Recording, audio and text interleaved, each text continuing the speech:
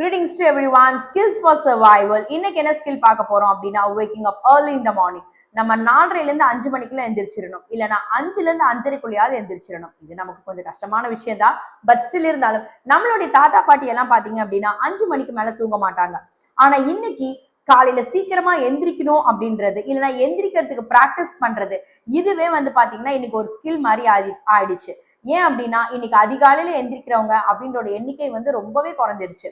ஆக்சுவலா பாத்தீங்க அப்படின்னா நிறைய செலிபிரிட்டிஸ், இப்போ வரைக்குமே இருக்கக்கூடிய நிறைய செலிபிரிட்டிஸ் அவங்க சொல்ற விஷயம் early morning 5 o'clock I'll start my work. So அவங்களுடைய சீக்ரெட் பிஹைண்ட் தியர் சக்சஸ் அப்படின்னே வந்து இந்த 5 மணிக்கு எந்திரிக்கிற அப்படின்ற ஒரு விஷயத்த வந்து நம்ம சொல்லலாம். ஓகேங்க, என்கிட்ட நிறைய ஸ்டூடெண்ட்ஸ் சொல்றது வந்து, மேம் நான் எவ்வளோ ட்ரை பண்ணாலும் என்னால 7:30 to 8க்கு தான் என்னால் எந்திரிக்க முடியுது, 5 மணிக்கு எந்திரிக்க முடியல ஸோ அப்படின்னு சொல்லுவாங்க. அவங்க கிட்ட நான் ஷேர் பண்ற ஒரு டிப்ஸ் உங்கள்கிட்ட நான் ஷேர் பண்றேன்.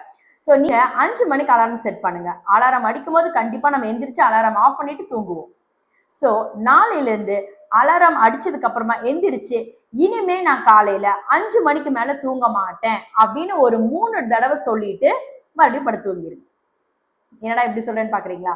ஸோ இந்த மாதிரி ஒரு 10 நாள் 5 மணிக்கு எந்திரிச்சு இனிமே நான் 5 மணிக்கு மேல தூங்க மாட்டேன் அப்படின்னு ஒரு 3 டைம் 10 நாள் கண்டினியூஸா சொல்லி பாருங்க. 11வது நாள் கண்டிப்பா வந்து உங்களுக்கு தூக்கம் கலைஞ்சிடும். உங்களால 5 மணிக்கு மேல எந்திரிக்க முடியும். ஸோ ட்ரை பண்ணி பாருங்க, கண்டிப்பா ஒர்க் அவுட் ஆகும்.